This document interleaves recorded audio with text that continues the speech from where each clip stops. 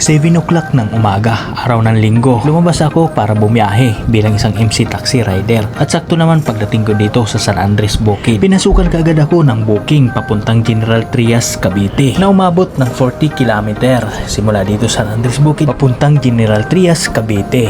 At nagkakahalaga naman ito ng 557. At pagkadating ko nga dito sa pick-up arrival, sakto naman nakabang na ang passenger ko. Kaya naman binigay ko na kaagad ang helmet. At syempre nilagay ko na rin ang mga dala ni Madam dito sa top box ko para hindi siya mahirapan habang bumabiyahe kami. At pagkasakay nga ng passenger ko, umalis na kami. At pagdating ko nga dito sa Hilpuyat, nagpagas muna ako ng halagang 200 para tuloy-tuloy ang biyahe namin.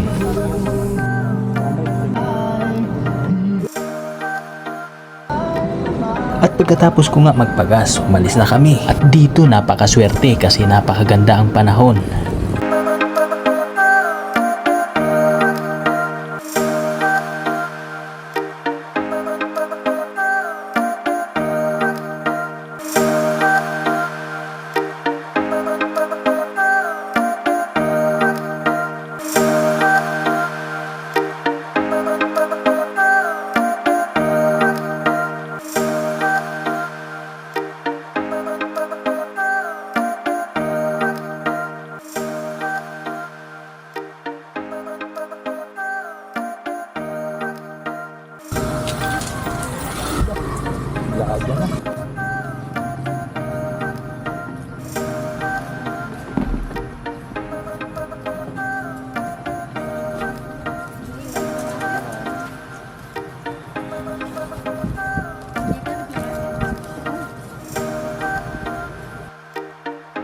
So yung mga kaibigan, dumating tayo dito 8:30.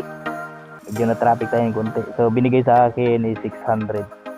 557, 600 binigay. 1, 2, 3, 4, 5, 6. Okay. Ganda ng araw. So sana may balik. So yung mga kaibigan, pabalik na tayo galing dito sa General Trias, Cavite. So sana mayroon tayong may sakay pabalik para hindi tayo logi sa gas. Kasi yung papunta ko dito, parang napunta lang sa lahat kasi nagpagas ako ng 200. Tapos nagtap up ako ng 200 and then nagpa-load ako ng 100. So 500. Binigyan ako ng 600. Bali, so 100 pa lang yung naipon ko ngayon. So may biglang pumasok sa akin dito sa General Trias papunta namang Central Mall, Salitran. Kakalaga siya ng 151. Ay, saan pang pick up nito? Kapaling. Sana pagdating ng Salitran, meron tayong mapipick up pabalik ng Maynila. Tapos pagdating ng Maynila, balik na naman dito, So, araw ng linggo ngayon, mga kaibigan, kaya walang traffic. Ma'am Wendy.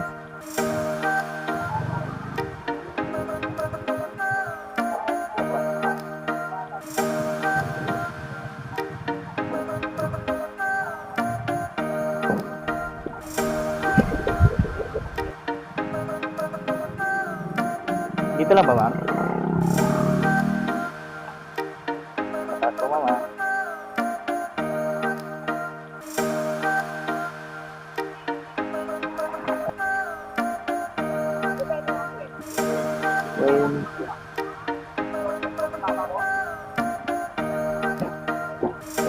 Thank you po. So 150, binigay sa akin 220 na lang yung hiningi niya. So ayun mga kaibigan, dahil wala pa hanggang ngayon, mabot na ako ng 10 minutes. Bata rin.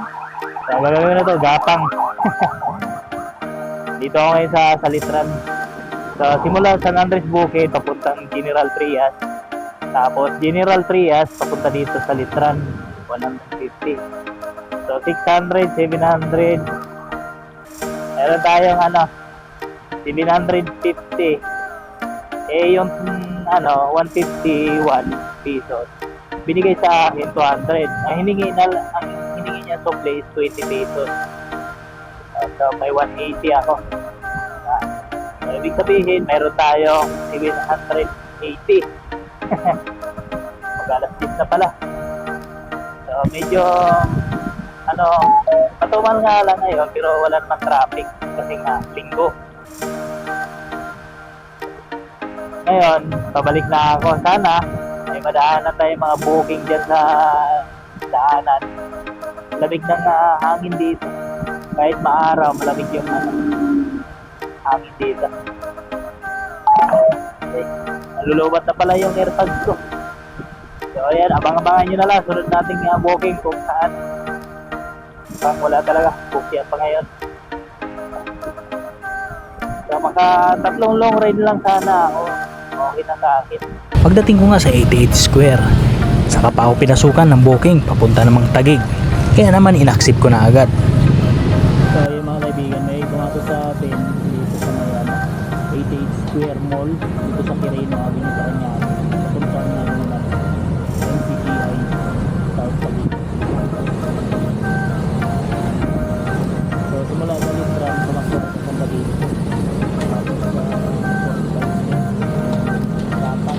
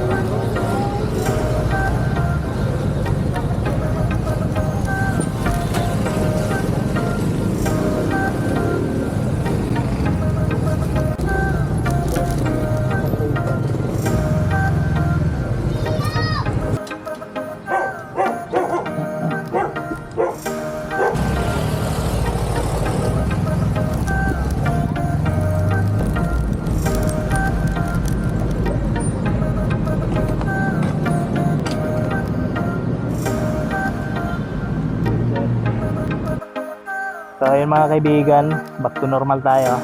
So galing sa Litran, sa na ako nakakuha ng pasahero. Sa 88 Mall, doon sa may Parañaque, malapit sa Bulungan.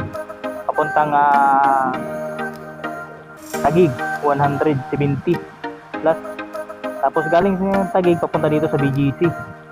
So 88, binigyan ako 100. So magkano na ba yung sinita natin simula kaninang alas 7? So oras ngayon is 11:29. 1, 2, 3, 4, 5, 6, 7, 8, 9, 10.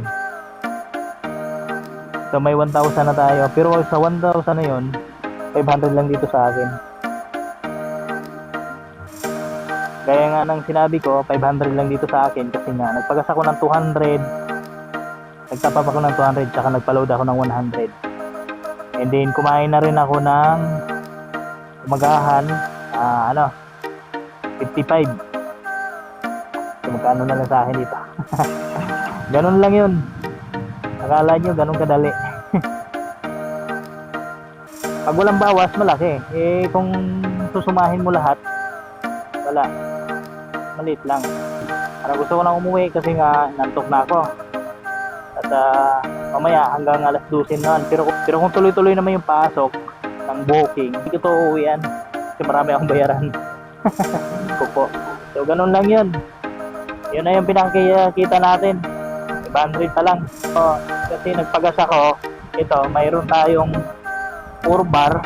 Sa 200 na top up ko, mayroon akong 100. Kasi nga kanina, bago ako nag-top up, may balance pa ako na nasa 50 ata yun.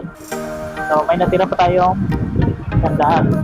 Tapos yung load ko 1 week pa yun bago ma-expire. So yun na yung pinaka natin. Pag bumiyahe tayo mamaya, yun na yung pinaka kita ko talaga.